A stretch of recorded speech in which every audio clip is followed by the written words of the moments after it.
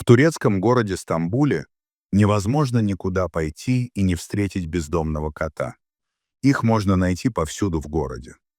Четвероногие друзья процветают благодаря доброте и щедрости людей, которые там живут.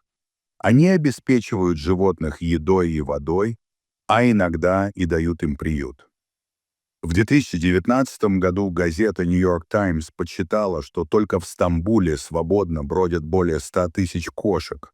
Причина этого в том, что местные жители проявляют к этим животным замечательную доброту и заботу в силу своих традиций и культуры. Сегодняшняя невероятная история произошла именно в этом городе. В ветеринарной клинике и зале ожидания в тот момент было довольно тихо, и персонал воспользовался возможностью, чтобы заполнить некоторые срочные документы. В особенно загруженное время эти дела часто отходят на второй план. Ведь жизнь животного важнее оформления документов. Поэтому они воспользовались затишьем и приступили к работе. Но вдруг открылись автоматические двери, ведущие с улицы в приемную. Администратор подняла глаза. Она ожидала, что кто-нибудь придет к ней на прием со своим питомцем. Но она никого не видела. Возможно, кто-то просто подошел слишком близко к двери и сработал датчик, который заставил дверь автоматически открыться. Она снова посмотрела на свой компьютер, но затем услышала странный шум. Она наклонилась над столом и увидела что-то, от чего у нее отвисла челюсть. То, чего она никогда не видела за все годы работы в ветеринарной клинике.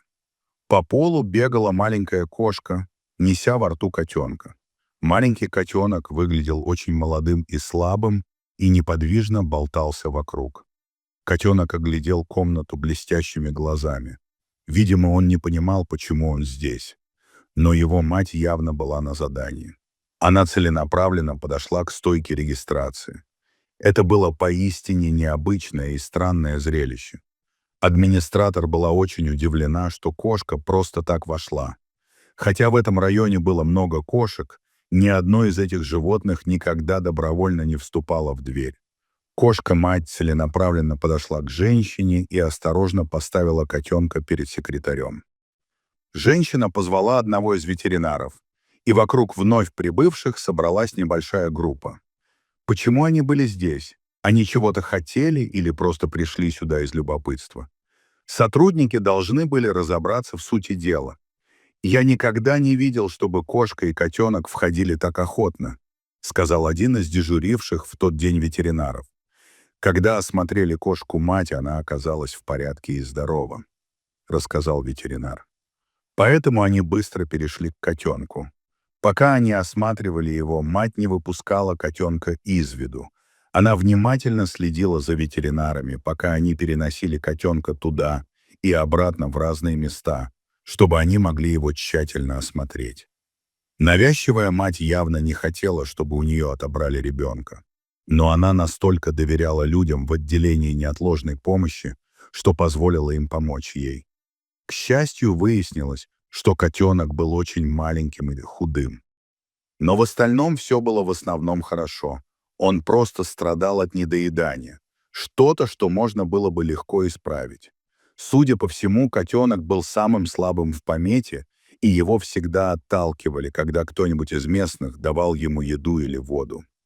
Его силы окончательно ослабли, и внимательная и заботливая мама-кошка сделала то, что сделал бы любой любящий родитель. Котенок явно нуждался в помощи, и его мать это понимала, сказал один из ветеринаров. Удивительно, что кошка распознала нештатную ситуацию и приняла меры. Ветеринары обеспечили котенка едой, водой и некоторыми лекарствами, чтобы защитить его от болезней и поддерживать его в форме и силе. Кошка и ее котенок съели всю еду, которую им давал персонал. Когда два животных были готовы покинуть больницу, ветеринары подумали, что она просто спрыгнет со стойки и исчезнет. Но у матери кошки перед уходом было еще кое-что сделать. Когда она была готова снова выйти на улицу, она обошла каждого сотрудника и потерлась о них своим телом. Как будто она хотела поблагодарить их всех. Трогательный жест, показывающий, что кошки действительно обладают определенным уровнем сочувствия и эмоционального интеллекта. Врачи и медсестры погладили двух кошек, прежде чем отпустить их. В конце концов, мать и ее котенок вернулись в дверь, через которую вошли несколько часов назад.